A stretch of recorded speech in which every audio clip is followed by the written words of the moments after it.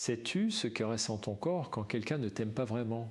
Pas ce que tu en penses, pas ce que tu t'en dis, mais ce que ton corps, lui, enregistre en silence. Cette légère tension dans la poitrine après une conversation, ce sentiment diffus, presque honteux, de ne pas avoir été vraiment vu. Cette fatigue particulière qui suit certaines rencontres, comme si tu avais dépensé de l'énergie à essayer d'exister aux yeux de quelqu'un qui, au fond, ne te regardait pas vraiment.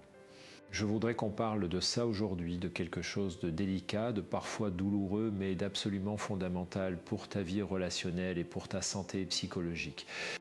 Parce que comprendre si quelqu'un t'aime vraiment ou non, ce n'est pas une question de jalousie, ce n'est pas une question de méfiance maladive, c'est une question de lucidité. Et la lucidité dans les relations humaines, c'est un cadeau qu'on se fait à soi-même. Je suis psychiatre et psychothérapeute depuis plus de 30 ans. J'ai accompagné des centaines de personnes dans des moments de grande vulnérabilité.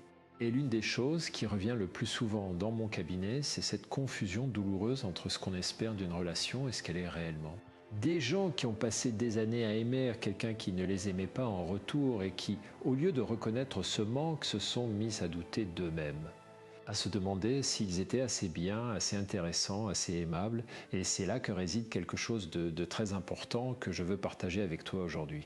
La façon dont nous réagissons face au non-amour de l'autre révèle quelque chose de profond sur nous, sur nos blessures, sur nos croyances, sur notre rapport à nous-mêmes. Ce n'est pas une critique. C'est une invitation à mieux te connaître. Alors voilà ce que nous allons explorer ensemble pendant cette heure. 5 signes psychologiques que quelqu'un ne t'aime pas vraiment. Et pour chacun de ces signes, nous allons aller plus loin que la simple observation. Nous allons regarder ce que ta réaction à ce signe dit de toi. Parce que c'est là que se trouve la vraie richesse de cette conversation. Je voudrais que tu t'installes confortablement, que tu respires un peu et que tu m'accordes ce temps, non pas pour te faire du mal en repensant à des relations difficiles, mais pour t'éclairer. Pour que la prochaine fois que tu ressentiras cette tension dans la poitrine, tu saches quoi en faire. Commençons. Le premier signe que je veux aborder, c'est peut-être le plus subtil et donc le plus difficile à nommer. C'est ce que j'appelle l'absence de curiosité véritable. Quand quelqu'un t'aime, il veut te connaître. Pas de façon intrusive, pas de façon possessive, mais avec cette curiosité douce et sincère qui dit « tu m'intéresses ». Tu m'intéresses en tant que personne avec tes contradictions, tes rêves, tes peurs, tes petites habitudes du matin. Pense à quelqu'un que tu aimes profondément, un ami, un partenaire, un membre de ta famille. Est-ce que tu te souviens d'une question qu'il t'a posée récemment, une vraie question, pas une question de politesse, une question qui montrait qu'il pensait à toi, qu'il voulait comprendre quelque chose de toi? Ce genre de question, c'est de l'amour en action. C'est l'amour qui prenne la forme d'une attention portée à l'autre. Maintenant, pense à quelqu'un dans ta vie avec qui tu ressens parfois ce malaise dont je parlais tout à l'heure. Est-ce que cette personne te pose des questions sur toi? Est-ce qu'elle se souvient de ce que tu lui as confié la dernière fois? Est-ce qu'elle remarque quand quelque chose a changé dans ton regard ou dans ta voix? J'ai eu en consultation une femme, appelons-la Élise, qui était dans une relation depuis 7 ans. Elle était venue me voir parce qu'elle se sentait épuisée, mais elle ne comprenait pas pourquoi. Sa vie semblait aller bien de l'extérieur, un travail stable, une relation longue durée, des amis, mais quelque chose la vidait de l'intérieur. En travaillant ensemble, on a découvert quelque chose de très simple et de très douloureux à la fois. Son partenaire ne lui posait jamais de questions sur elle. Jamais. Elle parlait et il répondait, mais il ne demandait jamais. Il ne cherchait pas à savoir. Et elle, sans s'en rendre compte, avait progressivement arrêté de partager des choses importantes parce qu'elle avait intériorisé que ces choses importantes n'intéressaient pas. Ce qui est fascinant, et je dis fascinant avec toute la bienveillance du monde, c'est ce qu'Élise avait fait de ce manque.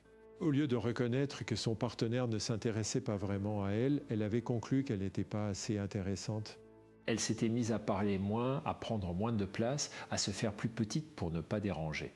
Et plus elle se faisait petite, moins elle existait dans la relation et moins son partenaire la voyait.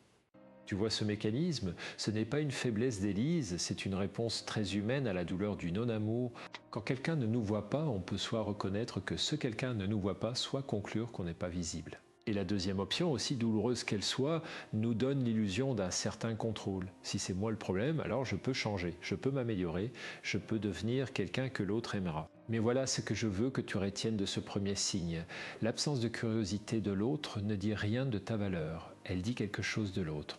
Elle dit que cet autre n'est pas disponible, ou pas capable, ou pas prêt à vraiment aimer. Et tu as tendance à te remettre en question face à ce manque. Elle révèle peut-être une croyance profonde en toi, la croyance que tu dois mériter d'être aimé, que l'amour ne t'est pas dû, que tu dois te rendre intéressant pour être vu. C'est une croyance qui s'est construite souvent très tôt dans la vie quand on a eu des parents peu disponibles émotionnellement. Quand on a dû performer pour obtenir de l'attention, quand on a appris que l'amour était conditionnel. Ce n'est pas ta faute, mais c'est quelque chose que tu peux travailler. Et c'est déjà une grande victoire que de le reconnaître. Alors pour ce premier signe, je t'invite à une petite réflexion. La prochaine fois que tu es avec quelqu'un qui compte pour toi, observe. Est-ce qu'il t'est posé des questions ? Est-ce qu'il écoute vraiment tes réponses? Est-ce qu'il se souvient de ce que tu lui as dit? Ce n'est pas pour établir un score ou juger la relation. C'est pour te permettre de voir clairement ce qui est, parce que voir clairement, même quand c'est douloureux, c'est toujours le début de quelque chose de meilleur. Passons maintenant au deuxième signe. Et celui-ci est peut-être encore plus courant, parce qu'il se cache souvent derrière des comportements qui semblent normaux, voire bienveillants. Ce deuxième signe, c'est la présence conditionnelle. Autrement dit, quelqu'un qui n'est vraiment là pour toi que quand ça l'arrange, ou quand tu vas bien, ou quand tu es utile à quelque chose. L'amour véritable, je le dis souvent, ce n'est pas seulement de la joie partagée. C'est aussi de la présence dans la difficulté. C'est quelqu'un qui reste quand tu n'es pas à ton meilleur, quand tu es fatigué, triste, en colère, confus, quand tu n'as rien d'intéressant à offrir.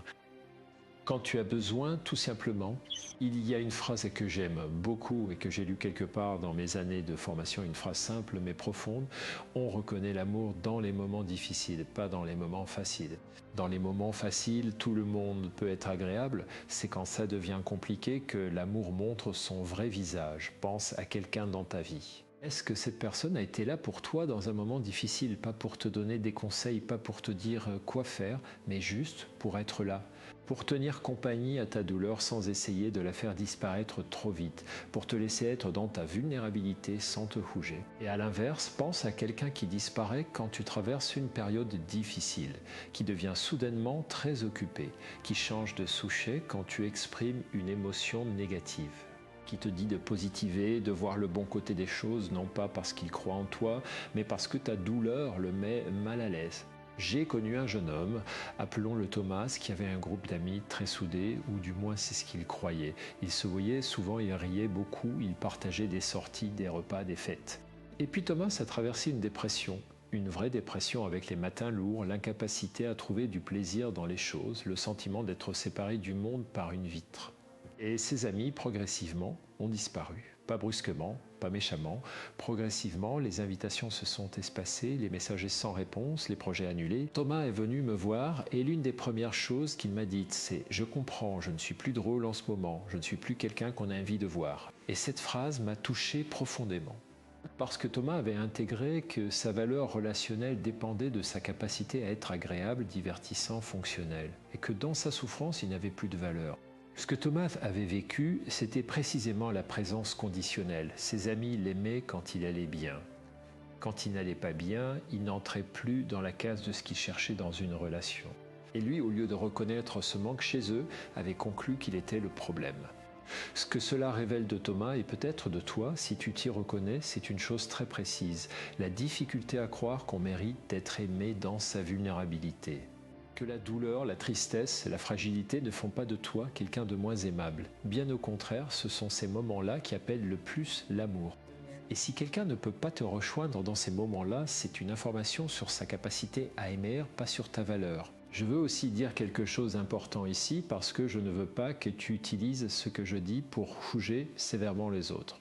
Parfois, les gens sont eux-mêmes si peu à l'aise avec leurs propres émotions difficiles qu'ils ne peuvent pas rester en présence de celles des autres. Ce n'est pas toujours de la mauvaise volonté, c'est parfois une limite, une blessure, une incapacité temporaire ou durable. Comprendre cela ne signifie pas excuser, cela signifie voir clairement. Et voir clairement te permet de choisir avec qui tu veux investir ton énergie affective.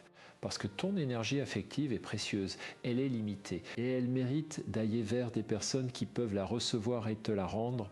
Si ce contenu t'aide à mieux comprendre tes relations et toi-même, je t'invite à laisser un like et à t'abonner pour qu'on continue ce chemin ensemble. Ces conversations, elles ont de la valeur quand elles circulent, quand elles atteignent ceux qui en ont besoin. Continuons. Le troisième signe est peut-être le plus difficile à accepter parce qu'il touche à quelque chose de très intime. Ce troisième signe, c'est la minimisation de ce qui compte pour toi. Quand quelqu'un t'aime vraiment, ce qui compte pour toi compte pour lui. Pas nécessairement de la même façon, pas avec la même intensité, mais avec respect, avec une considération sincère pour le fait que si c'est important pour toi, alors ça mérite attention. La minimisation, c'est le contraire. C'est quand tu partages quelque chose qui t'enthousiasme et que l'autre répond par un haussement d'épaule. C'est quand tu exprimes une peur et que l'autre te dit que tu exagères. C'est quand tu parles d'un projet qui te tient à cœur et que l'autre le balaie d'un mot, d'un sourire condescendant, d'un silence éloquent.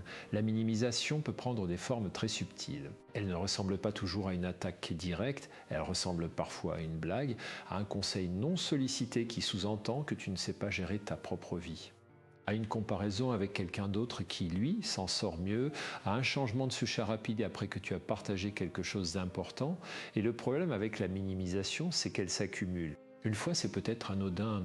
2 fois, on peut se dire que l'autre était fatigué, stressé, pas disponible. Mais 10 fois, 20 fois, 100 fois, la minimisation répétée finit par faire quelque chose à l'intérieur de toi. Elle commence à te faire croire que tes émotions sont exagérées, que tes rêves sont irréalistes, que ta façon de ressentir les choses est trop intense, trop fragile, trop compliquée. J'ai travaillé avec une femme, appelons-la Marie, qui était venue me consulter pour ce qu'elle décrivait comme une hyper-émotivité. Elle avait l'impression de pleurer trop facilement, de s'énerver pour des riens, d'être trop sensible.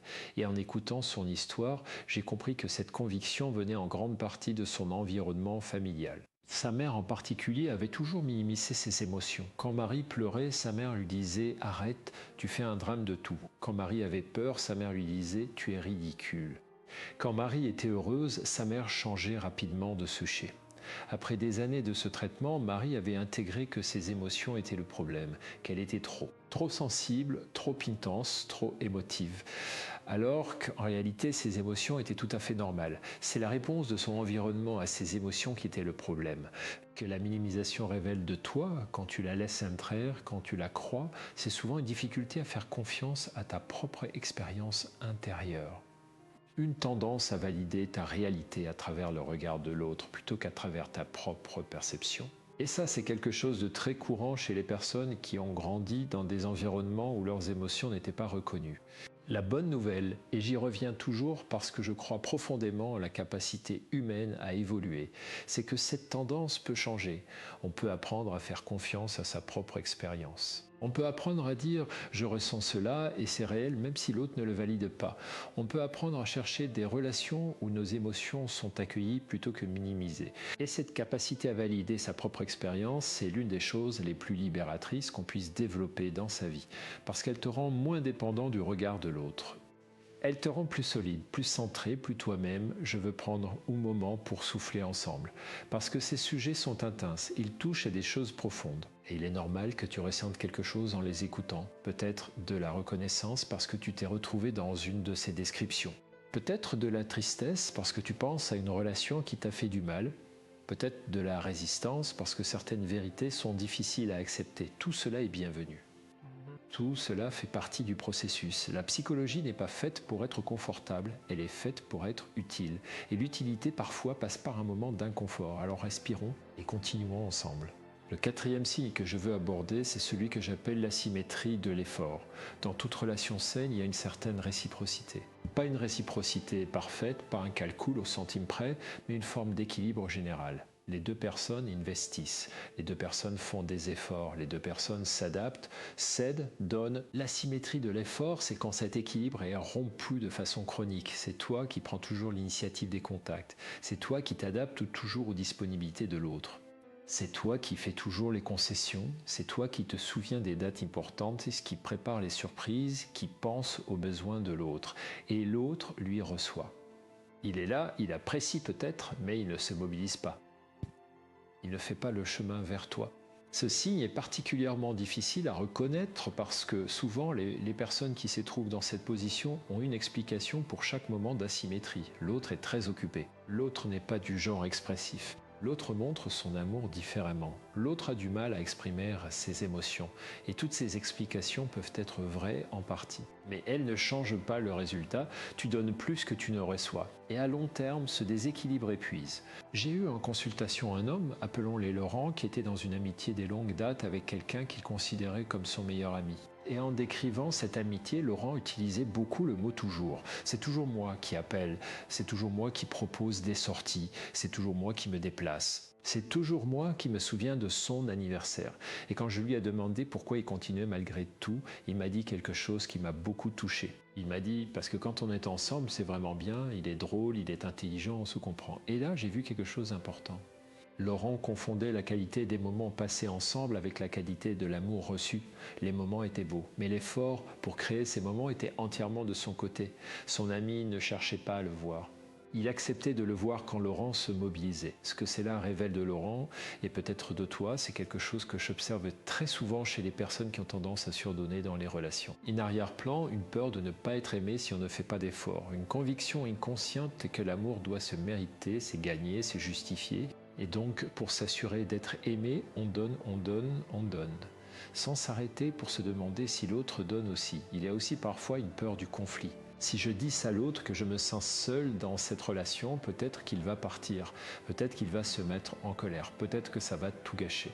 Et donc, on préfère continuer à donner en silence, à espérer que l'autre finira par comprendre, par changer, par réciprocité. Mais voilà ce que l'expérience clinique m'a appris. Les personnes qui ne font pas d'efforts dans une relation ne changent généralement pas parce qu'on leur donne plus. Elles changent si elles changent quand la relation est mise en jeu. Quand quelqu'un leur dit clairement « j'ai besoin que tu fasses aussi le chemin vers moi » et si elles ne peuvent pas ou ne veulent pas faire ce chemin, alors l'information est précieuse. Elle te dit quelque chose d'important sur ce que cette relation peut t'offrir. Je veux aussi dire quelque chose de nuancé ici. Il y a des périodes dans la vie où une personne peut être moins disponible, moins capable de donner une maladie, un deuil, une période de grande pression professionnelle. Dans ces moments, la symétrie peut être temporaire et ne signifie pas que l'amour est absent. Ce qui compte, c'est la tendance générale. C'est le pattern, comme on dit en psychologie. Est-ce que, sur la durée, les efforts sont à peu près partagés ou est-ce que tu es systématiquement celui qui donne plus ? C'est cette question que je t'invite à te poser avec honnêteté et sans jugement envers toi-même. Si ce contenu résonne avec toi, si tu te reconnais dans ces situations ou si tu penses à quelqu'un qui pourrait en avoir besoin, je t'invite à t'abonner à cette chaîne et à partager cet épisode. Ces conversations ont de la valeur quand elles atteignent les bonnes personnes au bon moment. Abordons maintenant le 5e et dernier signe. Et je l'ai gardé pour la fin parce qu'il est, à mon sens, le plus révélateur, le plus profond et peut-être le plus difficile à attendre. Ce 5e signe, c'est ce que j'appelle l'absence de joie dans ta présence. Autrement dit, l'autre ne semble pas heureux de te voir. Quand quelqu'un t'aime, ta présence lui fait quelque chose. Pas nécessairement de l'euphorie, pas nécessairement une démonstration théâtrale. Mais quelque chose de perceptible, un sourire qui s'élargit légèrement, un regard qui s'allume, une façon de se détendre, de s'ouvrir, une énergie qui change dans la pièce quand tu arrives. L'amour, dans sa forme la plus simple, c'est de la joie à l'idée de l'autre, c'est vouloir partager les bons moments avec lui, c'est ressentir quelque chose de chaud quand il est là. Et quand cette joie est absente, quand l'autre semble indifférent à ta présence, quand il ne semble pas différent que tu sois là ou non, c'est un signe qui mérite d'être regardé en face. Je vais être précis ici parce que je ne veux pas créer d'anxiété inutile. Il y a des personnes qui expriment peu leur joie. Des introvertis, des personnes peu expressives, des gens qui ont appris à contenir leurs émotions, ça ne signifie pas qu'ils n'aiment pas. Mais même chez ces personnes, si tu les observais attentivement, tu verras des signes. Peut-être discrets, mais présents. Une attention particulière, un souvenir d'une chose que tu as dite. Un geste petit mais intentionnel. Ce dont je parle, c'est de l'absence totale de ces signes. De quelqu'un pour qui ta présence semble ne rien changer, qui continue sa vie de la même façon que tu sois là ou non, qui ne cherche pas à te voir, ne manque pas de toi quand tu n'es pas là, ne semble pas nourri par ta présence. J'ai pensé à une situation que j'ai rencontrée plusieurs fois dans ma pratique, sous différentes formes. Une personne qui réalise souvent après une longue période que son partenaire ou son ami ne parle jamais d'elle quand elle n'est pas là. Que quand elle revient après une absence, l'autre ne lui demande pas comment s'est passé son séjour. Que quand elle entre dans une pièce, l'atmosphère ne change pas. que sa présence et son absence sont pour l'autre équivalentes. Cette réalisation est souvent accompagnée d'un sentiment de grande solitude, parce qu'on peut se sentir très seul même quand on est entouré de gens. La solitude la plus douloureuse n'est pas celle qu'on vit seul dans une chambre, c'est celle qu'on vit en présence de quelqu'un qui ne nous voit pas. Est-ce que cette situation révèle de toi quand tu la vis, c'est souvent quelque chose autour de ta capacité à tolérer la solitude relationnelle. Certaines personnes, pour éviter de ressentir cette solitude, vont se convaincre que l'autre les a même malgré tout. Elles vont chercher des preuves, même minimes, même ambiguës. Elles vont interpréter chaque petit geste de l'autre comme une preuve d'amour, parce que reconnaître que l'autre ne les aime pas vraiment, ce serait aussi reconnaître qu'elles sont seules, et la solitude fait peur. Il y a aussi parfois une question de familiarité. Certaines personnes ont grandi dans des environnements où l'amour n'était pas démonstratif, où la joie à la présence de l'autre n'était pas exprimée. Et donc pour elles, l'absence de joie de l'autre ne semble pas anormale. C'est simplement comme ça que les relations fonctionnent, pensent-elles, et elles ne réalisent pas qu'elles méritent mieux. Qu'il est possible d'être dans une relation où l'autre est vraiment heureux de les voir. Je veux te dire quelque chose avec beaucoup de douceur. Tu mérites d'être quelqu'un dont la présence compte. Tu mérites d'être quelqu'un qui est attendu, qui est accueilli, qui est vu. Ce n'est pas un luxe, ce n'est pas une demande excessive, c'est un besoin humain fondamental, le besoin d'exister dans le regard de l'autre. Et si tu n'as pas encore trouvé des personnes qui te voient vraiment, ce n'est pas parce que tu n'es pas visible, c'est parce que tu n'as pas encore trouvé les bonnes personnes. Ou parce que quelque chose en toi t'attire vers des personnes qui ne peuvent pas te voir. Et ça, c'est quelque chose qu'on peut travailler ensemble avec du temps, avec de la bienveillance envers soi-même. Nous avons maintenant exploré les 5 signes. Laisse-moi les rappeler brièvement avant qu'on entre dans la partie finale de cette conversation. Le premier signe, c'est l'absence de curiosité véritable. L'autre ne cherche pas à te connaître, ne te pose pas de vraies questions, ne s'intéresse pas à ta vie intérieure. Le deuxième, c'est la présence conditionnelle. L'autre est là quand tout va bien, mais disparaît dans les moments difficiles. Le troisième, c'est la minimisation de ce qui compte pour toi. Tes émotions, tes rêves, tes peurs sont balayés, ignorés ou ridiculisés. Le quatrième, c'est l'asymétrie de l'effort. Tu donnes beaucoup plus que tu ne reçois et c'est là de façon chronique. Et le cinquième, c'est l'absence de joie dans ta présence. L'autre ne semble pas heureux de te voir, ta présence ne lui fait rien de particulier. Ces 5 signes, pris isolément, peuvent avoir des explications contextuelles. Mais ensemble ou de façon répétée, ils dessinent une réalité relationnelle qui mérite d'être regardée en face. Et maintenant, j'aimerais qu'on aille un peu plus loin, parce que reconnaître ces signes, c'est important. Mais comprendre ce qu'ils révèlent de toi, de tes schémas, de tes croyances, c'est là que réside la vraie transformation. Il y a une question que je pose souvent à mes patients et que je vais te poser maintenant. Pourquoi es-tu resté? Pourquoi as-tu continué à investir dans une relation qui ne te nourrissait pas? Pas pour te culpabiliser, pas pour te juger, mais pour comprendre. Parce que si tu comprends pourquoi tu restes dans des relations qui ne t'aiment pas vraiment, tu as la clé pour choisir différemment à l'avenir. Les réponses à cette question sont souvent profondes et personnelles. Certains restent par peur de la solitude. La relation, même insatisfaisante, est préférable au vide. Certains restent par loyauté, par sens du devoir, par conviction que l'amour se mérite et que si on part, c'est qu'on n'a pas assez essayé. Certains restent parce qu'ils reproduisent des patterns familiers. Parce que cette relation ressemble à quelque chose de connu, même si ce quelque chose de connu n'était pas bon. Et certains restaient parce qu'ils ont une estime d'eux-mêmes suffisamment fragile pour croire qu'ils ne méritent pas mieux. Que cette relation, même imparfaite, est à leur niveau. Que demander plus serait présomptueux. Si tu te reconnais dans une de ces réponses, je veux que tu saches quelque chose. Ces croyances ne sont pas des vérités. Ce sont des histoires que tu t'es racontées, souvent à partir d'expériences douloureuses, pour donner du sens à ce que tu vivais. Et les histoires, même les plus ancrées, peuvent être réécrites. La psychologie positive que j'ai beaucoup étudiée et pratiquée nous enseigne que les êtres humains ont une capacité remarquable à évoluer, à changer leur schéma, à développer de nouvelles façons de se voir et de voir les autres. Ce n'est pas une question de volonté pure, ce n'est pas quelque chose qui se fait du jour au lendemain, mais c'est possible. Et c'est l'un des faits les plus encourageants que je connaisse sur la nature humaine. Je veux aussi dire quelque chose sur la solitude choisie. Parce que parfois, reconnaître qu'une relation ne nous aime pas vraiment nous amène à faire un choix difficile. Le choix de prendre de la distance, de réduire l'investissement, parfois de partir. Et ce choix peut s'accompagner d'une période de solitude, et cette solitude peut faire peur. Mais il y a une différence fondamentale entre la solitude qu'on ressent quand on est avec quelqu'un qui ne nous voit pas, et la solitude qu'on ressent quand on est seul, mais en accord avec soi-même.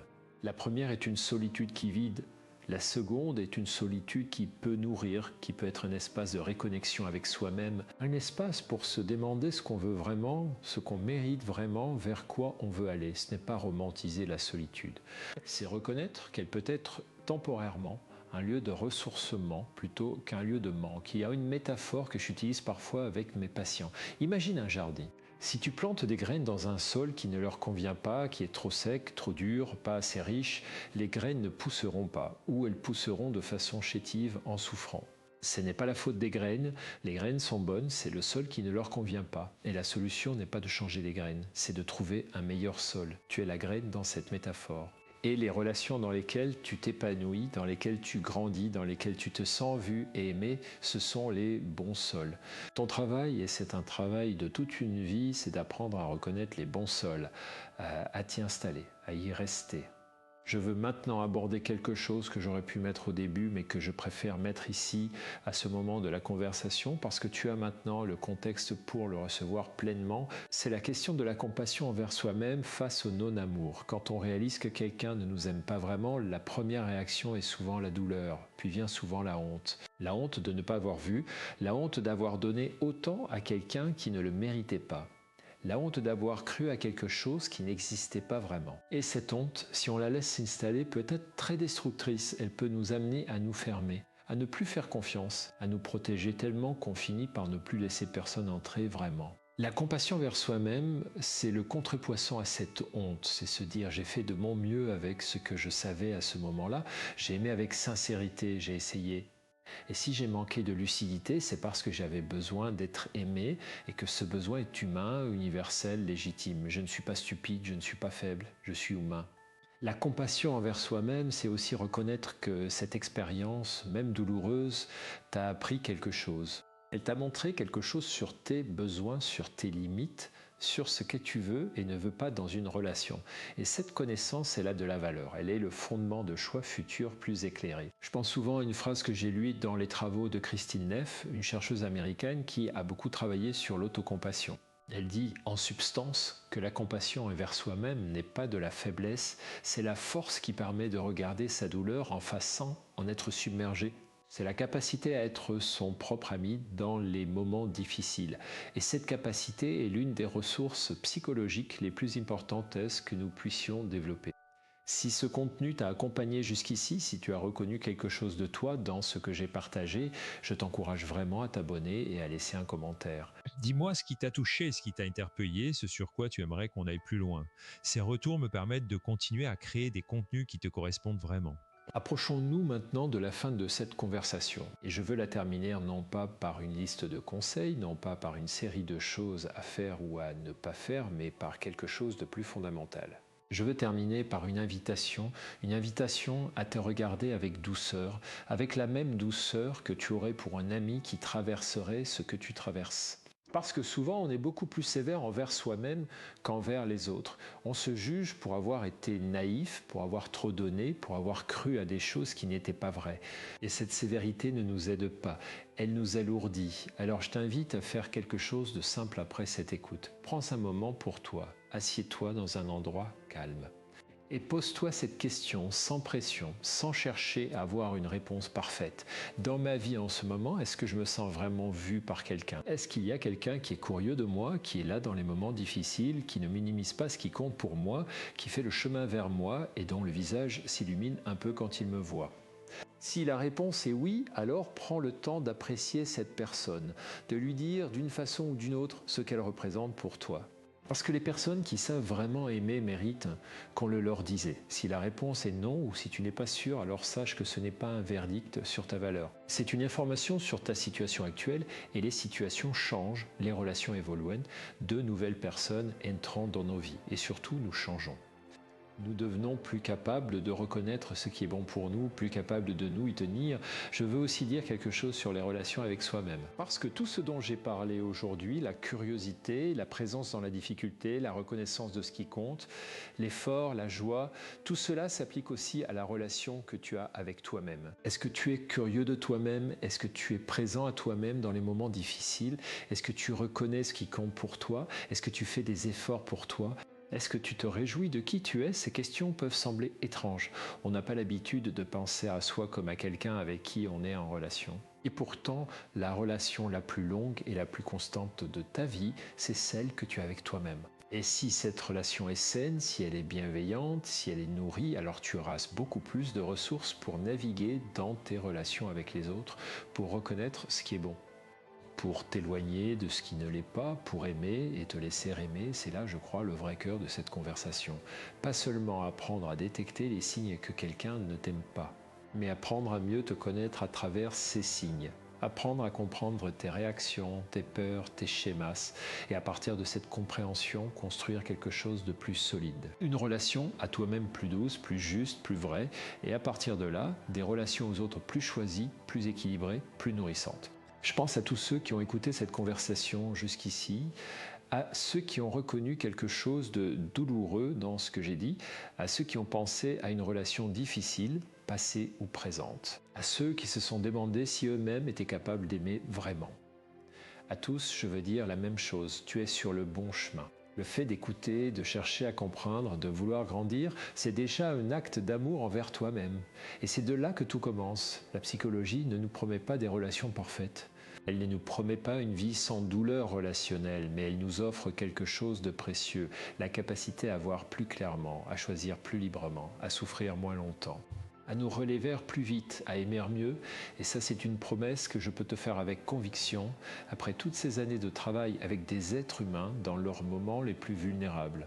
Les gens changent, les relations s'améliorent, la souffrance passe, et quelque chose de nouveau, de meilleur, de plus vrai peut toujours émerger. Rappelons ensemble les 5 signes que nous avons explorés aujourd'hui. L'absence de curiosité véritable qui nous révèle notre tendance à croire que nous devons mériter d'être vus.